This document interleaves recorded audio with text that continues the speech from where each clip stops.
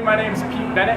I'm here to help you today with a few strength and conditioning exercises. I'm going to be going over each exercise, demonstrating the proper way to perform the exercise and also an improper way to perform the exercise. Listen closely and hopefully you'll be able to apply some of these to your training. First one we're going to start with is a warm-up exercise. These are butt kicks and these are one of my favorite ways to warm up the hamstrings. To do these properly, we're just going to kick your heels right up to your butt and get a nice little hop in between.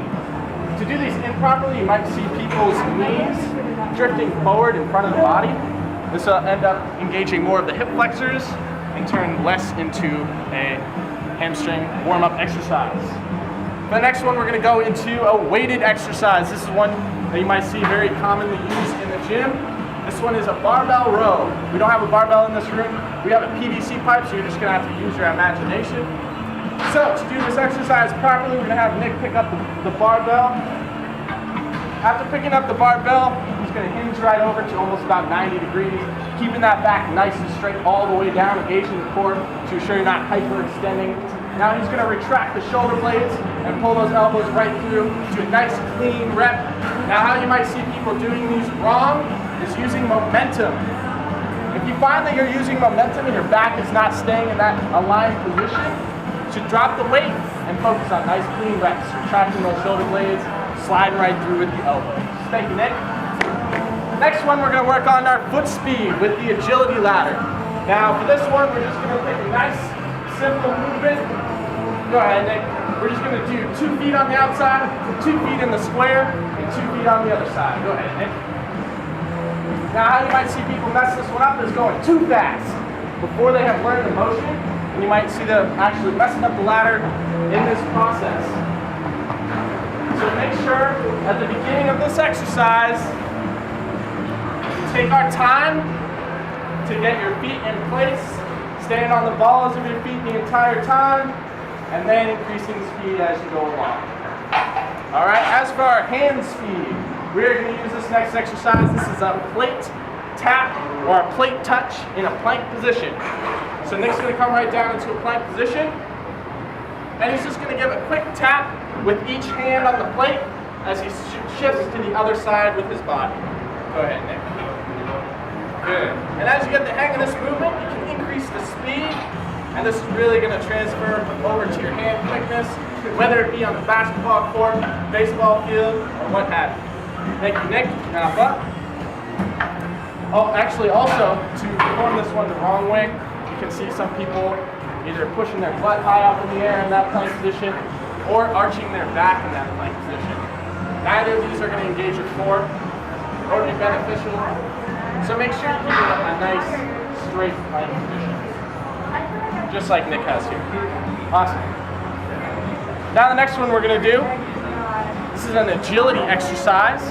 This is going to help us work on starting and stopping and changing directions on the football field, basketball court, whatever it may be. We're going to start right here at the kettlebell. This is our first cone. We're going to sprint 5 yards to the second cone, and we're going to cut to the left, shift over to the right cone, shift around to the right, then to the right again. Go ahead and have Nick demonstrate. So you notice he's cutting with his left foot on the left turn, right foot on the right turn, again, right foot on the right turn. That's going to give you a lot more power in shifting directions. Now you'll see this one done improperly by people shifting on that inside foot and pivoting around the corner. Try not to do this. Try to use that outside foot to really change directions and exert a lot of force. The next one we're going to do is a plyometric exercise. These are box jumps. I'm going to have Nick start about a foot away from the box.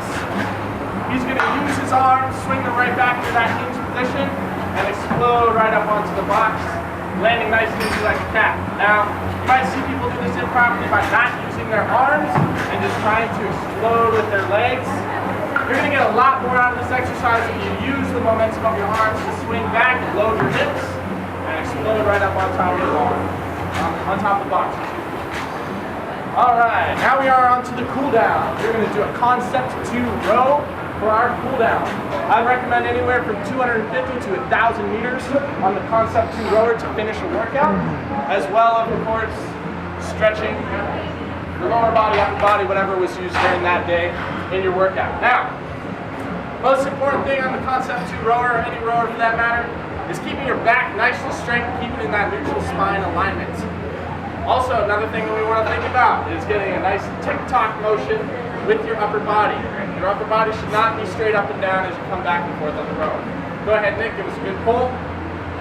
So he's leaning right back, reaching forward with his arms, leaning in with the upper body, and explode again. Now, the most common mistake you'll see done on the rower is the rounded back, looking all like a turtle on the Concept 2 rower. This is not okay. We want to keep our spine in a neutral position to ensure that we don't cause any herniated discs, muscle spasms, muscle imbalances, so on and so forth. Thank you, Nick. Go ahead and hop up. All right, now for our final exercise. This is our flexibility exercise of the day. Now this is one of my favorites. This is a common hip flexor stretch. I'm going to go over this one real quick. Next, just going to come right down into a lunge position. Both knees are going to be at 90 degrees, and you'll notice he has a nice straight line from his wrist to his head, down through his hips and his knee. If you notice those hips start to shift forward, and you get kind of a imbalance of your lower back, kind of a hyperextension, you want to make sure to engage your core, squeeze those glutes, and also keep this nice straight line. After you got this nice straight line, you can give a little bit of a lean to the other direction, and that's going to give you even more of a stretch right through the transversus abdominis and into the hip flexors. Thank you so much, Nick. This has been Pete Bennett going over strength and conditioning exercises. We went over our warm-up exercise was butt kicks today. We did our weighted exercise of barbell rows. Foot speed exercise was agility ladder. Hand speed, we did the alternating plate taps.